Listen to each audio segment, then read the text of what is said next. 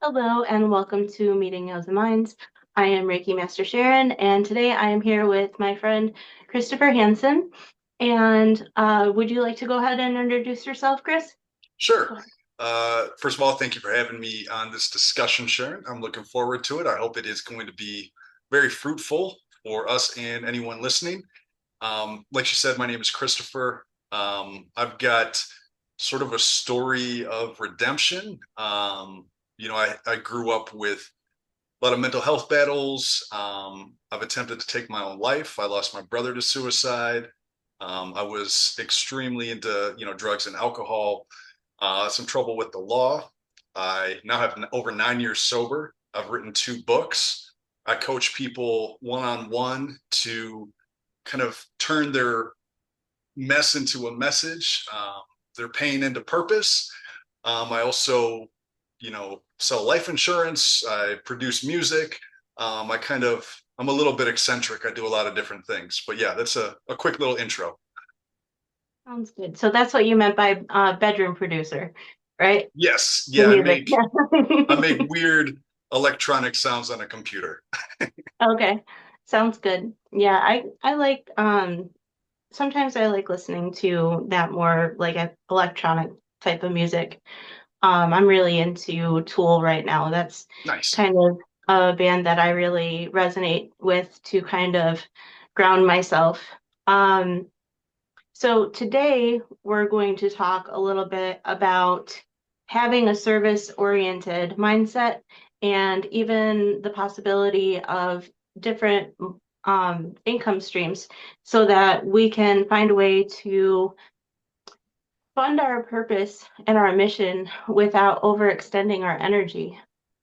So, what would you like to discuss in this regard? Because like I'm kind of new to this concept of multiple streams of income and passive income. Mhm. So I'd love to hear what you have to say about that. Yeah, so you can look at various ancient texts, and it talks about abundance, like in the Upanishads, and as well as like the Bible. Um, and so, in my recent book, Deadbeat to Easy Street, I go into this a little bit more in depth, but we can go all the way in depth here. But essentially, whether you're looking at like religious texts, ancient texts, or even modern science, the universe is infinitely expanding. It's infinitely abundant. And so, what a lot of people fall into the trap of thinking is that life is a zero sum game. For me to have, I have to take from somebody else. And so, there's a lot of people and a lot of businesses that operate that way. And that's why we see a lot of the harms that we see in the world. But what I've found for myself is by having a service first mindset, by saying, who out there am I qualified to help based on, my specific talents and gifts and life experiences? And then the better I help them, the more people they tell about me. And then the more people are coming to me asking for, my services and my products. And so when you look at sort of the ways to make money in this world, which obviously money is important, on kind of that three-dimensional level, there's really three different ways.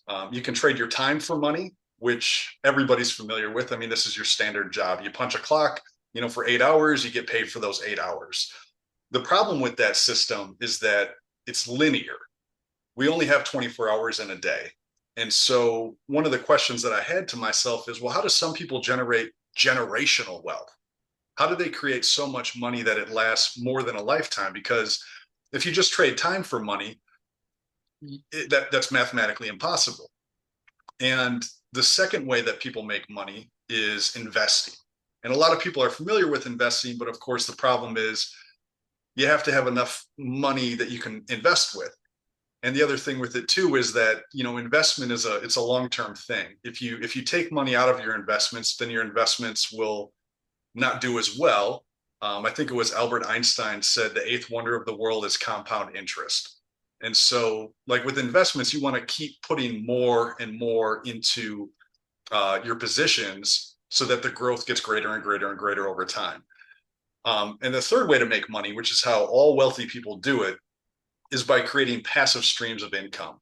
Um, otherwise called like income producing assets. And these can be a number of different things. So, like this podcast, for example, is an income producing asset.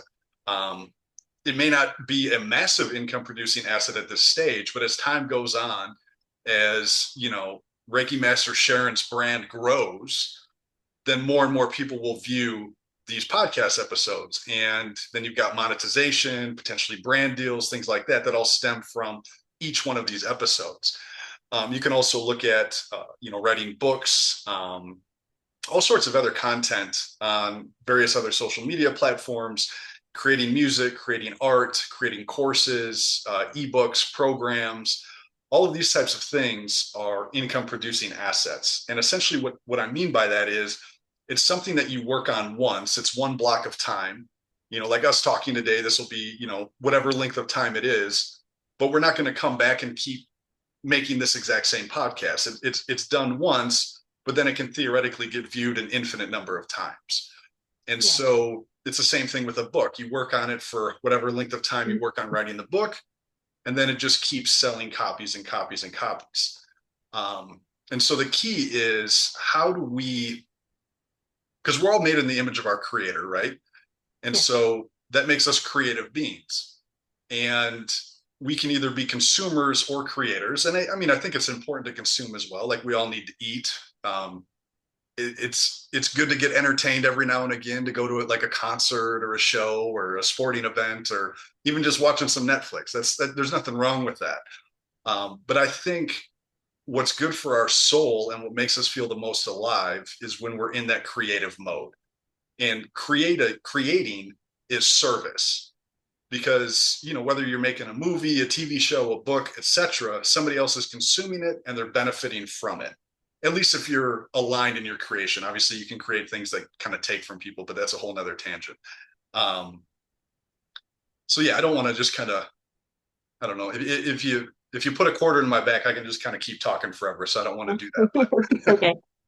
So, to kind of ping pong back off of what you said, something that I found along my journey is when I started doing energy work, I got really called to investigate the tree of life, and I found the concept of Kabbalah. Mhm. And I watched a video documentary from Tony Kuznak, I think his name is, but he was talking about how there is a creator and the creation. And a lot of times, like, the creator, what he wants to do is to give to us. Like, whatever we want, whatever we ask for, it makes him happy to give to us. Right. But the way that I see that is sometimes the way that we ask for what we want is more energetic than it is with like our physical words or what we think. It has more to do with the energy that we're putting out is in regards to what we are asking for. So sometimes we might say, I want an abundance of money, but our energy is stuck in lack. Right. So then you get an abundance of lack instead of an abundance of money. Yes. And the creator is happy to give that to you. Right. Because that's what you're asking for. Yeah. So then that's how a lot of people get very unfulfilled in receiving what they're asking for. But he was talking about how when we decide to become more like the creator and want to give to other people, and we're asking for his energy to fill us so that we can pour out from our cup and pour into other people's cups, that is where we get true fulfillment. Yes. And it doesn't have to do with necessarily anything that is has to do with money. It's more to do with the energy of giving and living in service. And obviously, there are some of us that have big visions of what our mission is, and those missions need to be funded for us to create them in this physical reality. But I think it's important for us also to keep our minds open to the ways in which that revenue can come into our reality. It's not necessarily that we have to earn it, especially if you have a mission that you feel that God has laid on your heart and has created you for. It's kind of like if when God told Noah to build the ark, he didn't say, how am I going to find the money to do all that? He found the resources. He was a little questionable, like, how am I going to get all these animals into my boat? But God took care of it, right? So I think it's just very interesting when we can look at it from that perspective and kind of shift away from that idea that if we aren't earning it, that it's not going to come. You know what I Yeah. mean? Because there have been times in my life where, like, I was sick with COVID for like 3 months. I was out of work. And because it was during that time, I ended up getting unemployment. And in a regular situation, I probably would have lost my job. I would have maybe even defaulted on some payments on my house, but God made a way for it to happen. And I think it's important to realize that if we have faith that God is going to protect us because we are one with Him, then it opens our mind and our reality up to miracles beyond what we can even imagine. So 100%. that's why I am excited to have this conversation with you because I do feel like having a service oriented mindset is how a lot of people would be able to step into a reality where they actually feel fulfilled within their life. Because I believe that there's a lot of people who are working for someone else's dream and it's not one that they're even aligned with. It's not even something that they even necessarily want to put their energy into, but they do it because it's stable and it pays the bills and it's comfortable. Right. But I feel like that's why so many people suffer from things like anxiety and depression because their spirit is longing to create, you know? Yeah. So, Yeah. okay. I couldn't agree more. I mean, there's a lot to touch on there, but I couldn't agree more. Like, money is an energy system. There's all kinds of different energy systems, but money is just the one that the world kind of uses to make things run. Um, it's always circulating. I mean, there's trillions of dollars that are constantly moving hands at all times, and it's just a matter of being in that flow. It's like a river. You just have to dip your cup into it, and a lot of people get kind of stuck, I think, in positive affirmations, but then it not being in coherence with their heart. And so they may tell themselves, money flows to me easily and often from expected and unexpected sources. But then they see somebody on the street who's asking for help and they drive by because they're like, I don't know how I'm going to make my rent this month. I can't help that person out. But the way that one of the practices that I utilize is fasting and giving. And so if you fast from food for one day, it's not going to be the most pleasant thing because obviously we all need to eat. Um, but if you fast from food for a day and then you take whatever amount of money you would have spent on food and then you give it away, you're telling the creator, I have to give. And so you're taking from lack, from self-sacrifice, and you're giving. And in doing so, you're aligning yourself with that whole idea that we live in an abundant universe. I can always give. And kind of touching on, I mean, obviously there's a huge percentage of people that work a job that they hate. And, it leads to, like you were saying, the depressions, the anxiety. Um, it can even lead to dysfunctional relationships. You're burnt out from working this job for 8, 10, 12 hours a day. You get home from work and you just want to veg out, watch a screen. You don't have time for the kids, you don't have time for the spouse, these types of things. And then that leads to, divorce or difficulties with the kids and they don't want to talk to you. And then all of a sudden time goes on and you're like, you know, you blink and all of a sudden you're 75 years old And I mean, that's the number one thing that people talk about on their deathbed is regret. I spent too much time chasing money, going for the promotion at the job I didn't even like. I wasn't showing up to my kids' recitals, my kids' games. I wasn't, taking my wife out on date night. I wasn't going on the vacations. And the the number one thing that I found for myself that gets me out of a funk is doing service work. It doesn't have to be anything crazy necessarily. It doesn't have to be, you're volunteering at a soup kitchen for 12 hours in a row. But, if like one of the things I do is I clean at some of the local church buildings on a weekly basis. It's like 1 hour. And I just, I'm normally vacuuming or I'm picking up trash or I'm cleaning some windows. It's nothing crazy, but incorporating that into my week helps get me out of my own head and I'm doing something for other people. Um, I like to bringing up the example as somebody who's sitting on the side of the road holding up a sign. Even if I don't have money in my pocket to give them, I can give them 5, 10 minutes of my time. I can engage with them as a human being where most people just ignore them and act like they don't exist. Um, there's all sorts of ways that we can just help each other. I mean, even different examples like, let's say you've got the 9 to 5 and you stop at the same gas station every day before work to pick up a snack or whatever the case may be. A lot of people, they're staring at their phone, they walk in, they swipe their card, they walk out, they don't even really say anything to the person behind the counter. But what if you just have a 30 to 60-second conversation with them? Try to make them smile, try to make them laugh, because energy is contagious, whether it's positive or negative. And you make them laugh, and then all of a sudden they make the next customer laugh, and then that customer makes, now we're spreading a bunch of smiles. And that's a way better thing to spread than COVID, right? So, Right.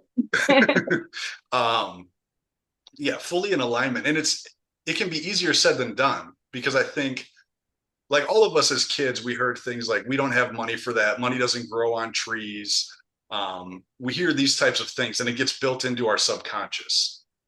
I know, like for myself, so I grew up in a single dad household and I love my father, but I butted heads with him like crazy as a kid. And he really drilled that stuff into my head. And he wasn't able to spend the time with me that I think he would have liked to have spent with me as a kid because he was a single father. He had to make money, he had to provide, he had to pay bills, all these types of things. And so he'd come home from work, long hours, and he'd be tired and he wouldn't want to throw a football around with me because he was tired. I internalized that with like the child mind of money is bad because Yeah. the pursuit of money took my dad away from me and he couldn't Yeah. do what I wanted him to do with me. And so I've had to do a lot of internal work on that to realize, well, money itself isn't bad. It's our relationship with money that can be unhealthy. And Agreed. so for a lot of folks, like stepping into abundance, it's about fixing that relationship. And that's again why fasting and then giving is a good way to get there. Um, I mean, I'm kind of just going off on tangents here, but I went into like an intentional season of poverty because I thought that the pursuit of money was the most important thing in this, excuse me, was the most important thing in this world. And so I worked various sales jobs, the car industry in particular, and I made really good money, finance manager, desk manager, etc. One of the top salespeople before I moved into those positions. But like my ethics and my integrity was sacrificed. Like the car industry, not to belittle anyone who's in that industry, but there's a reason why people would rather go to the dentist than go to a car dealership. It's nice people get ripped off, generally speaking, and that never sat well with me. Um, Yeah. and so I had to go into, a mentor of mine had suggested like just get like a blue collar job where you're making enough to pay your bills, but you're not Mhm. chasing money. Like chase peace instead. And Yeah. so I had worked as a delivery driver for a while. I guess it's not important who I delivered for, but delivered packages. It was a 4 day a week job. So I had 3 days off every week and I could hike to places like my background.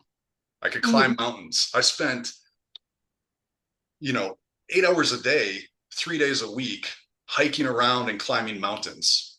And Yeah. that was where I first found God. Um, So where is that so anyway? this I'm sorry. is that's that peak right there that you can see that looks like an iron is called Flatiron. And that's part Okay. of the iconic Superstition Mountains outside of Phoenix.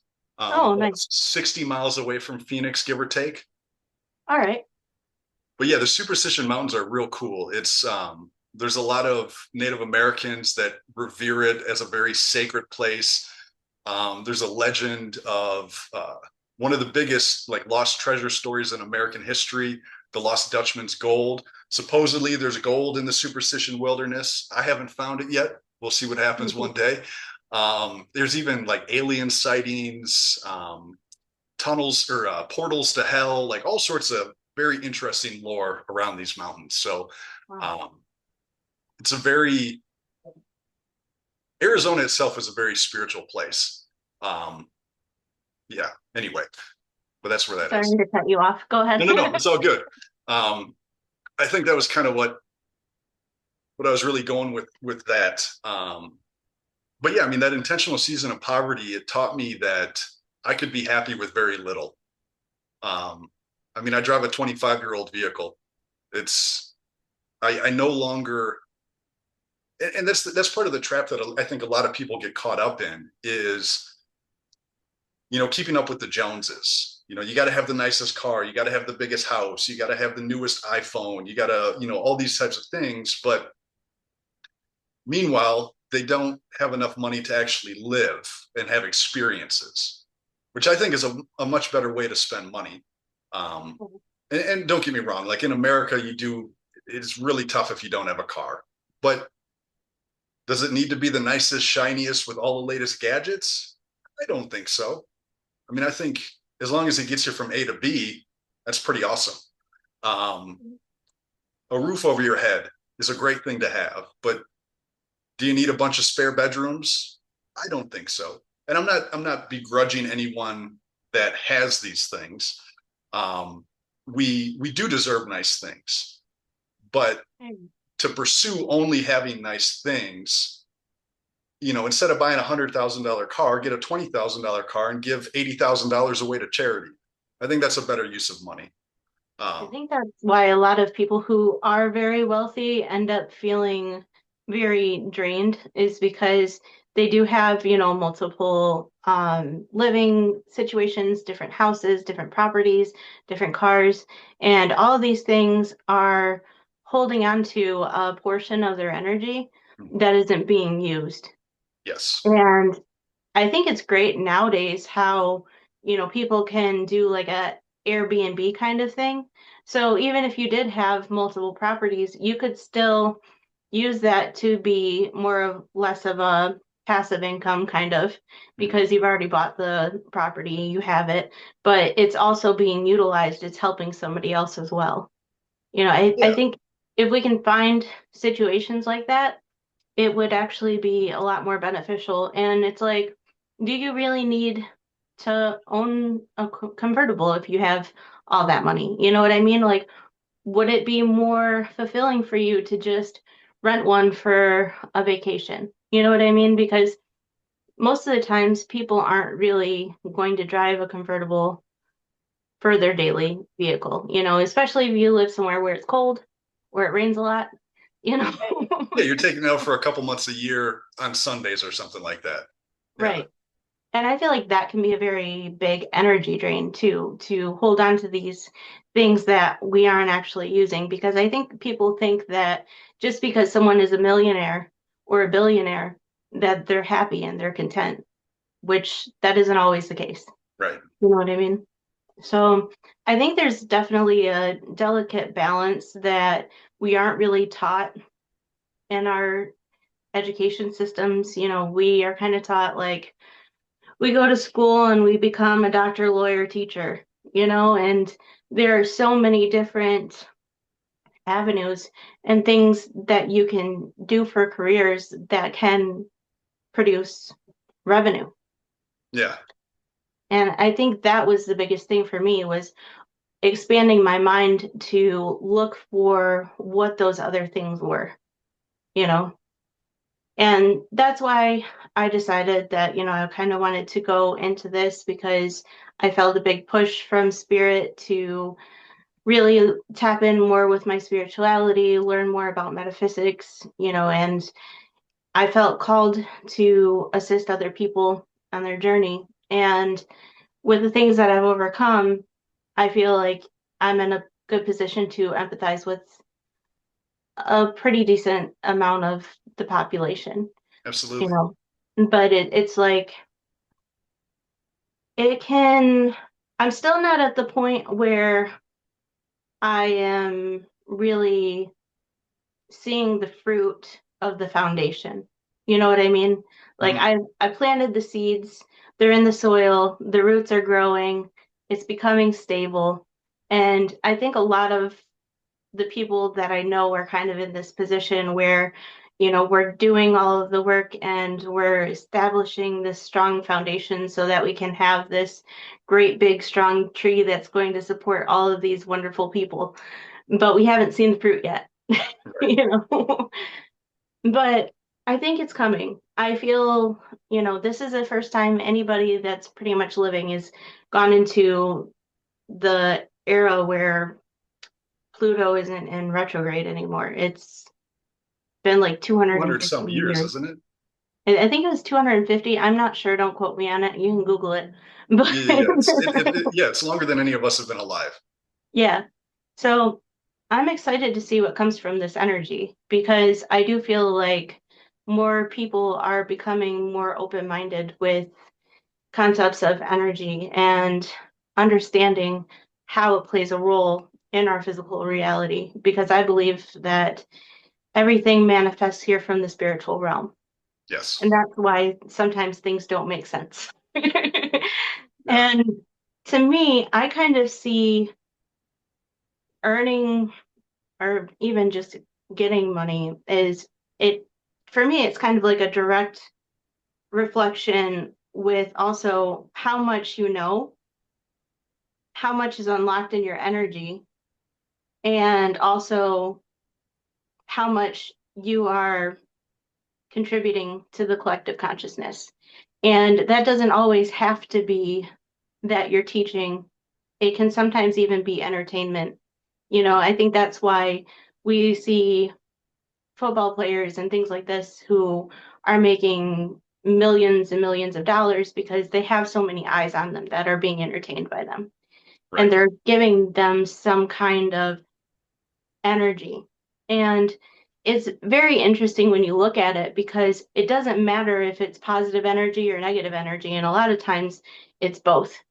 A lot of Yeah. times it's you're getting just as much good energy as you are bad energy. And I think where a lot of us shrink is that when we feel the bad energy, that it makes us think that we're doing something wrong and that we need to step back and step down and get smaller.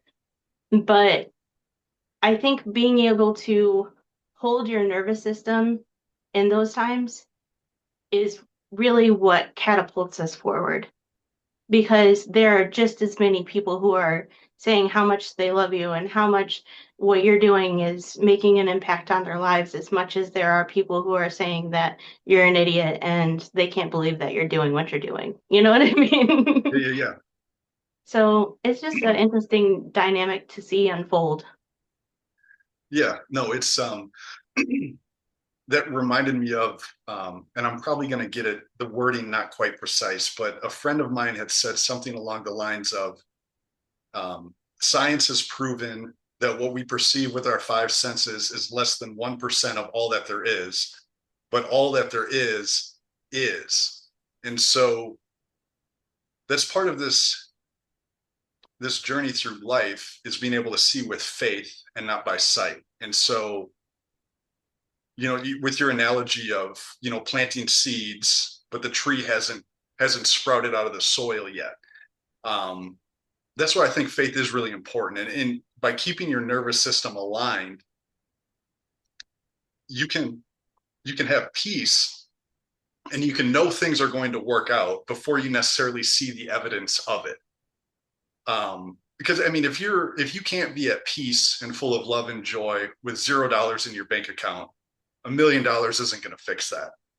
And I think that's the trap we get caught into because the world is so loud and the world is, it's so money focused. And so a lot of people think that money will fix all your problems, but as you've pointed out, and I've met many people with big bank accounts that are not happy people. They've got a horrible relationship with their spouse and with their kids, and maybe they're abusing, some kind of a substance, or rather abusing themselves with some kind of a substance. Um, it's yeah, you've got to operate by faith and not by sight. Um, and I think too, what you were talking about as far as like athletes or movie stars or whatever, they're getting the attention, and because they have so many eyeballs on them, they have so much attention. That's why they're financially rewarded for it. And something I like to say is, make sure you're aware of what you're paying attention to because you're always paying attention. Yeah, Like that is the real currency is attention. And agreed. we represent it with dollar bills. But where we put our eyes, what we put our focus on is what gets ultimately rewarded. And that's why like social media got such a bad rap, and it still gets a bad rap. Like my dad, he's never used it. He absolutely despises it. Um, but he has a very limited understanding of it. And a lot of people do. They're like, social media just makes people angry, makes people mad, it divides people. It's like, well, the algorithm wants you to pay attention. It wants you to utilize whatever platform it is. So if all you watch is angry, vitriolic, divisive videos on YouTube, well, guess what? YouTube's going to keep showing them to you. But if you watch cute puppy dog videos, guess what YouTube's going to show you? Cute puppy dog videos. And Yeah. so it's like what we put our attention to, we get more of. And so that's why being conscious, like being lucid, being present, not getting lost in the past or lost in the future, but just being present in this moment, right here, right now, is that's where everything is. And so, it's never going to be tomorrow. It's always today. Because guess what? Tomorrow, when it is tomorrow, it's today. So, Yeah. like it's tricky to do. I don't want to make it seem like it's easier to do than it is because all of us have gone through things in the past. But if we're here today, we've made it through every single worst thing that has ever happened to us. And that's Agreed. something to, give ourselves credit for and to give us hope and optimism moving forward that we can make it through more difficult things. And it's easy to look forward and say, well, I've got this bill coming up, or I have this thing coming up that I don't want to do, or whatever the case may be. But just really embodying the now, like Eckhart Tolle talks a lot about the now, or Tolle. I don't know. Maybe I'm saying that wrong. Anyway, it's that's where abundance is. Abundance is in the present moment, and it is an energy exchange. It's when you're truly present, people look at you like you're an alien sometimes because like I go out to eat by myself somewhat regularly, and I don't look at my phone. I have a conversation with the staff, or I'm just being mindful of the meal I'm eating. Like, what is the texture? What is the taste? What's going on in this environment? Hey, this couple over here is having a great time. They're laughing. Um, that is how you enjoy life. It's not about the things that you have. To quote Fight Club, the things you own you. Yeah. Um, it's yeah. I rambling again, but all of us have a garden, and there's a parable in the Bible, something along the lines of, and I'm not going to quote it directly, but a man is planting seeds, and some of them go into the rocks and they don't sprout. Some of them go into thorns and they grow a little bit, but then they get overran by the thorns. Some of them get eaten by birds, and some of them go into good soil. And the harvest from that overshadows all of the seeds that were lost. And the Yeah. cool thing with a tree that bears fruit is an organic thing that has seeds in it that bear more fruit. So those who consume fruit can bear fruit from the fruit they consume. Yeah. And this is again that service oriented mindset is giving value to other people generates more value. It's an exponential multiplication. It's again, life is infinite sum. It's not zero sum. Yeah. So the more you give to others, the more will be given unto you. Agreed. So if you were to be talking to someone who has a mindset that more money means more problems or something along that line, I'd like you to kind of share like your biggest breakthrough with money in that regards. Yeah, so more money can mean more problems. And in a sense, the way that more money means more problems is if you use it for yourself and yourself alone. Um, but there's also, I mean, there's an element of truth to it. It's not an absolute truth, but like, if you're renting an apartment, the landlord, the management, they pay to fix things. If you own a house, you've got to pay to fix things. So in a sense, there is more problems, but money also solves problems. If you've got enough money in the bank to cover when your car breaks down, well, guess what? That's not really that big of a deal to you. And if you have enough money to rent a car when your car breaks down, it's not a big deal at all. You still have transportation. But if you don't have money to fix your car, well, all of a sudden, that's a devastating thing to have happen to you. Um, and so, really, I think the key is be comfortable with less. Um, Live below your means and give generously to other people, charities, churches, individuals, and create income producing assets so that you get your time back. Because that's the only finite resource that we all have. And so, if you can have all of your bills covered without you ever having to work because of passive income streams that are set up, how are you ever going to be in a bad mood? Like, if you can always go to lunch with friends, if you can always hop on a plane and take a vacation to some beautiful spot in the world, if you can always take your significant other out on a great date night, if you can always go to your kid's football game or piano recital or play or whatever the case is, like tell me you're not going to have a big smile on your face at all times. And so money creates more problems when we use it to consume. But when we use money to service, then it just creates solutions. And namely, time freedom is what I think people really want. I think a lot of people get caught up and they're like, hey, if I was just a millionaire, I could solve everything. But it's like, or what if you had full control over every 24-hour block of time? If you could do whatever you wanted in every single second of every single day, that's what people really want. They don't want to have to go punch the clock and work the job they hate. They don't want to have to, you know, clean their toilet. They don't want to I have think to, there's a shadow side to that too, though, because there are some people who do make enough money to be able to sit home and do whatever they want. And a lot of these people are usually probably disabled or something like that.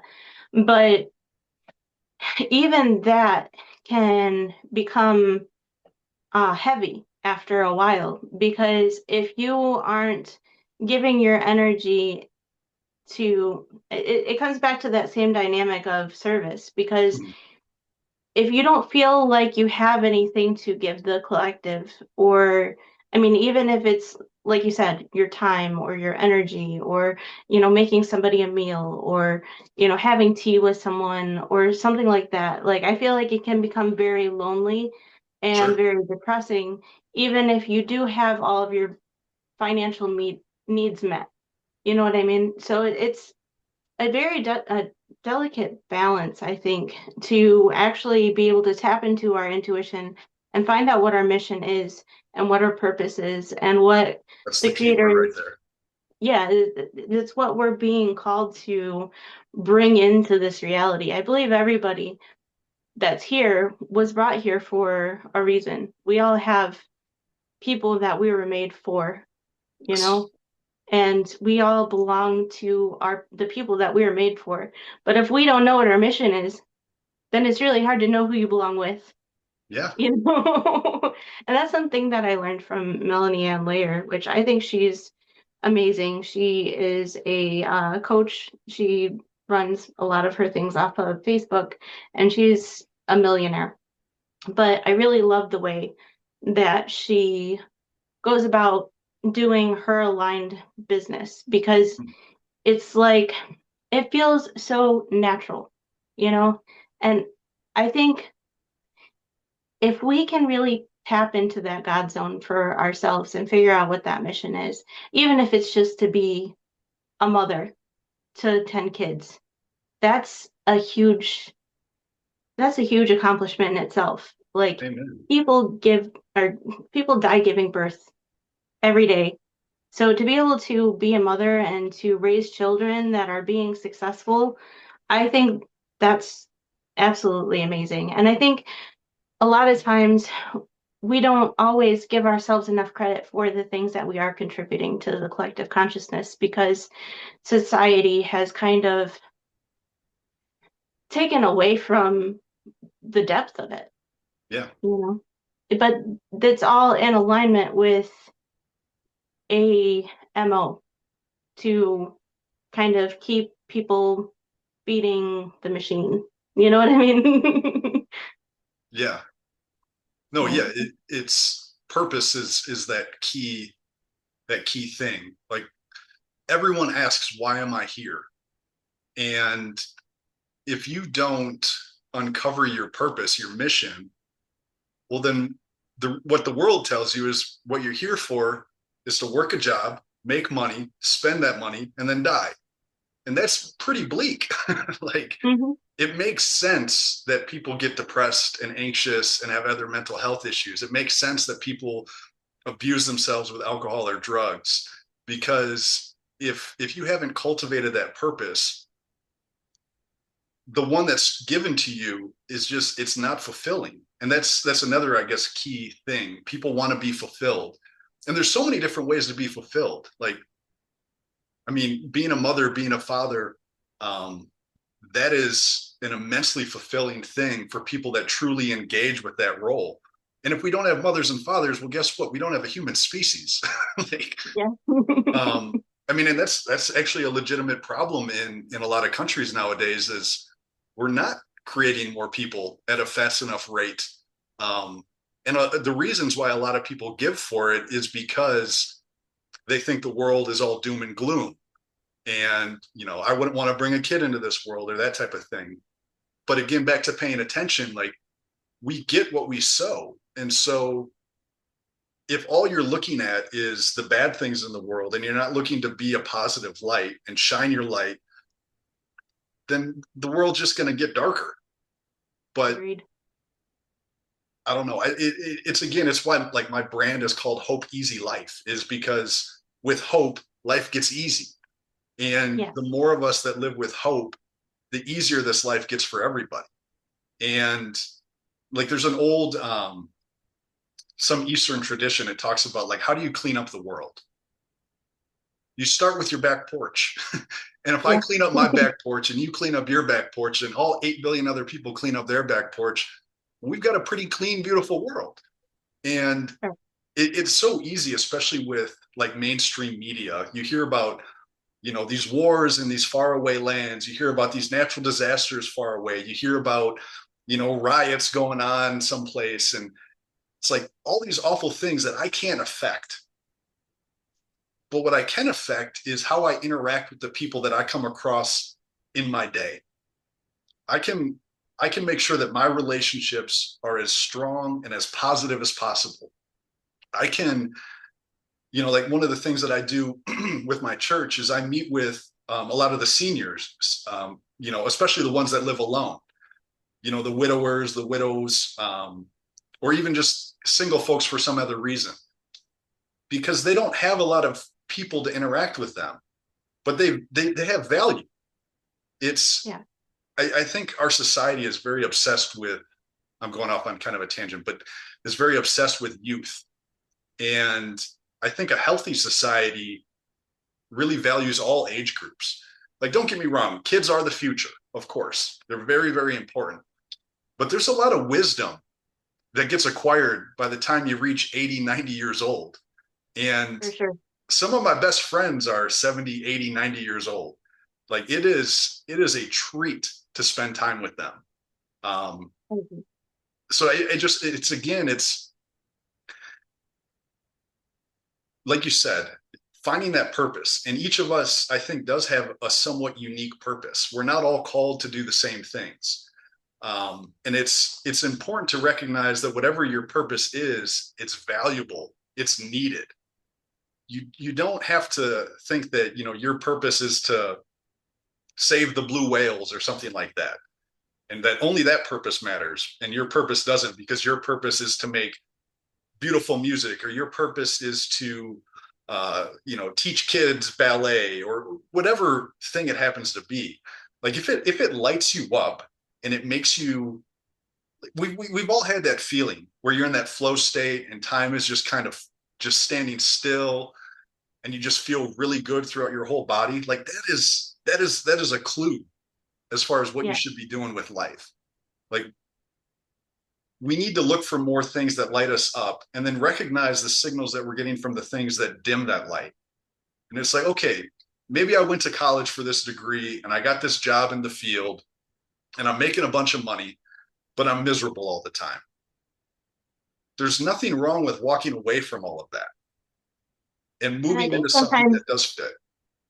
I think sometimes even when we do that, like it plays a role in your greater mission. It's like being in that position, it wasn't supposed to be that your end goal. It was supposed to be a stepping stool for you to get into your mission. So a lot of times, like when you finally do find your mission, you'll look back and you'll be like, hey, that thing that made me miserable actually helped me. I just wasn't supposed to stay there, you Yeah. know? Yeah. No, I like, hindsight is 2020. And when I look back on my life, a lot of things that in the moment seemed really bad were the biggest blessings of my life. Um, Mhm. I, yeah, and I mean, I could give examples, but I don't want to just kind of ramble on about myself. But 100%, like our trials teach us the deepest lessons, and that's where the real gold is, and that gold we can share with other people. I agree. I remember I was in activation with I forgot her name. I think it's Jacqueline Smith or something like that. I don't remember her last name, but I was in this activation with her, and remember Spirit just telling me like you are the chord that was needed to bring balance to the melody. And I think that's what each one of us is as fractals of the divine, is that we're this unique chord that is needed for the harmonics of our energetic world to be in balance and to be beautiful.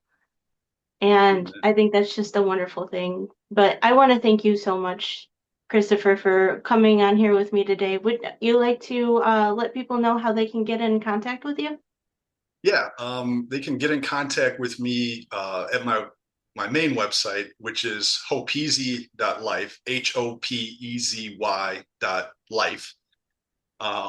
And on that page, there's an email to reach out to me. There's a link tree with all my social media, and a calendar if anybody wanted to book a time with me. Yeah, and would you like to share like what kind of services that you offer as well, if Yeah, so anyone's I interested? do one-on-one coaching on a donation-based model, which yeah, so I do that, and then I've got a 3-month program where I help people create a website which has a full backend CRM integration with Google, Facebook, Instagram, a bunch of other platforms. It's got AI automation, so a really robust website ecosystem that people can create, and then I help them publish their first book to Amazon to kind of get their story out there and create that first income producing asset that will scale as their brand scales. Awesome.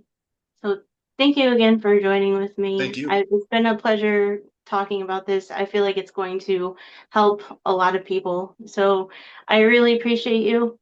And I hope to see you guys next time. If you like this content, please like, share, and subscribe. And you guys have a wonderful day.